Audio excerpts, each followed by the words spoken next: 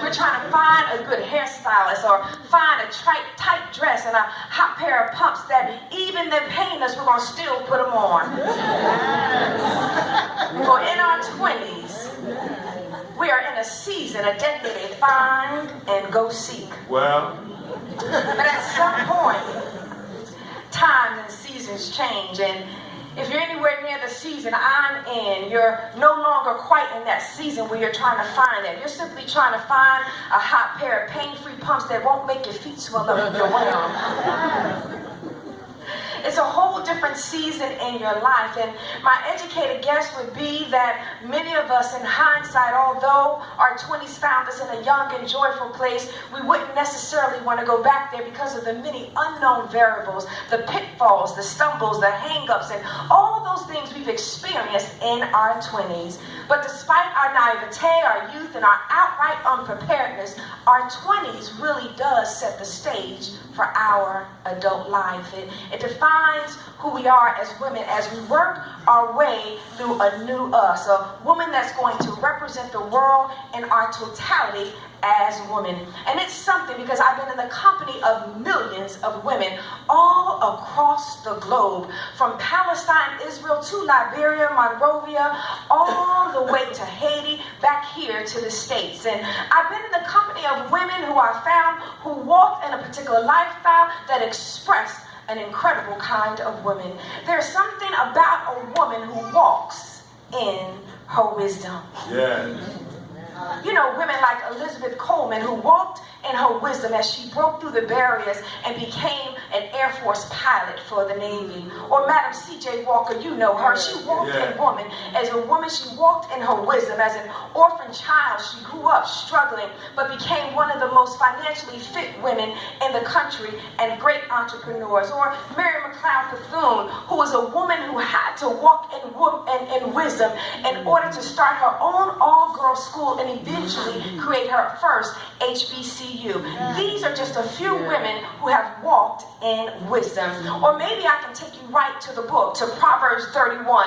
We know about that woman. She is a woman full of wisdom all day. And yes, the Bible says her beauty's present and her charm is there because it's mentioned. But the Bible says it's her wisdom that gets God's attention. It said a woman who fears the Lord shall be praised. Her smarts make her undeniably noticeable. When she walks in a room, shows up at a meeting, or walking down the aisles of the grocery store, this kind of woman stands out. Let me help you identify her just in case you missed her.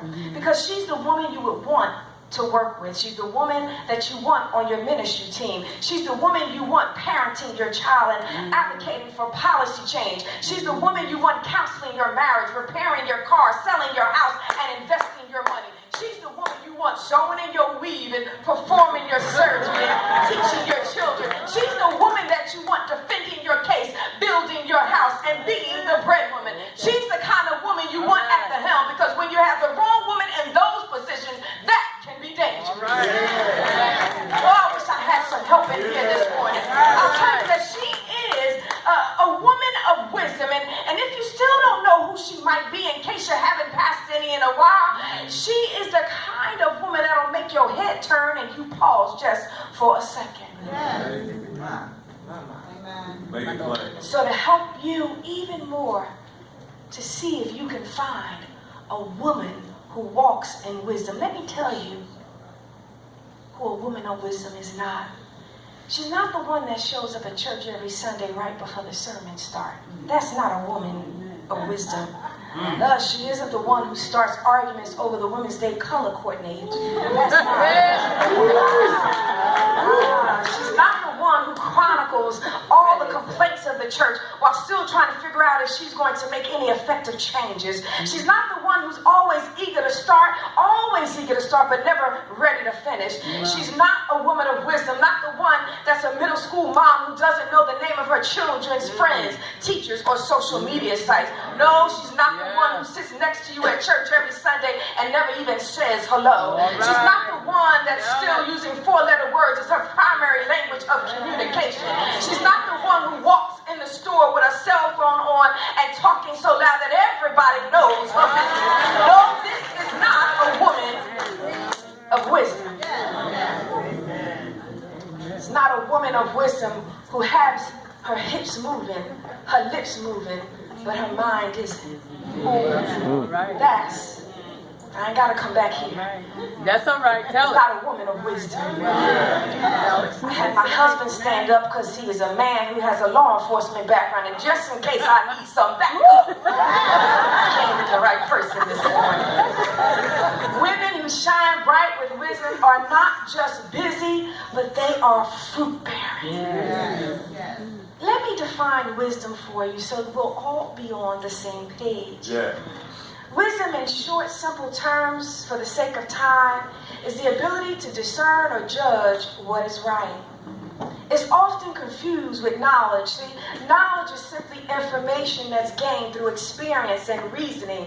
Knowledge can exist without wisdom.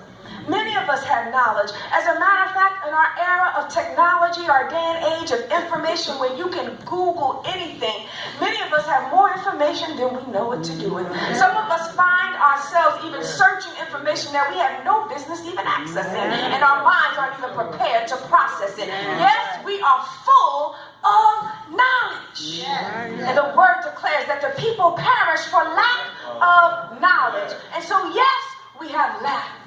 We have knowledge, but where is our wisdom? For while we may perish for lack of knowledge, we will fail to pursue purpose with a lack of wisdom. And what is living if I'm living without a purpose?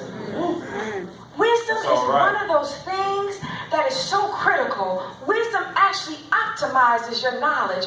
A woman who walks around with knowledge and absent of wisdom is a woman who finds herself weary and exhausted. Knowledge is key, but wisdom married to knowledge is power. The Bible says it. Let me give you an example. See, knowledge is knowing how to get her, man. You know, knowledge is knowing how to get your girl. But wisdom is knowing when to get her. Like when your bank account is well over $100. When you're actually formulating a 401k. When you're done sowing your oats. Wisdom will say, now it's time for you to pursue your wife. Wisdom, ladies, is knowing not just how to get them, because we've mastered that. We know how to get them back to eye. Smile. Make them some fried chicken and macaroni and cheese. Solidified with some collard greens and fat in it. So y'all didn't know I was kind of from the South. But it's one thing to get someone. It's something else to get him when you're prepared to keep him. And wisdom, women, when we don't have the wisdom to know how to keep a man, we'll have one and be mad that we found him because we don't know how to work the principles of marriage. Wisdom gives us the when. Knowledge gives us the how. Even when I look out in our society today, particularly in this particular environment that we're in, this climate, culture of violence, the mourning, the suffering that we're going through, watching all of the gun violence, our sons, our brothers, our husbands dying, police struggling, trying to sort it all out and figure out what the conflict and issue is. And my Bible tells me that all of them have knowledge, but they lack wisdom. Because knowing how to use a gun is one thing, but knowing when to use a gun is something different. That requires wisdom. And you don't get wisdom from a training at the police station. You don't get wisdom, that kind of wisdom, at home in a conversation. Wisdom, the Bible tells me, is a gift in James 1. A gift that God gives generously to us all. The Bible says if you lack wisdom in James 1, that God will give you wisdom. And so wisdom, or being smart, as I call it, the synonym that I use for wisdom is smart. It's not intelligence, because intelligence helps me acquire knowledge, but smart demonstrates my wisdom. My daddy used to say this: Maureen, you so smart. You get all those A's and B's. I tell you, you got a brain that'll probably help somebody cure cancer someday. But you're common sense, baby girl. Still need some development. What my father was saying to me at an early age was, Maureen, pursue knowledge.